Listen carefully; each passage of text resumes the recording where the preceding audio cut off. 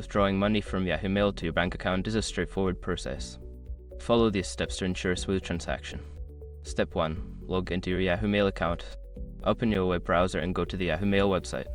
Enter your email address and password to log into your account. Step 2. Access the payment feature. Once logged in, navigate to the Pay or Payments section. This feature may be found in the menu or settings, depending on the layout of your Yahoo Mail interface. Step 3. Select the amount to withdraw. Before filing a refund or dispute, use the escrow.com link in the description to open the refund dispute deadline calculator and confirm your deadline. Step 4. Link your bank account.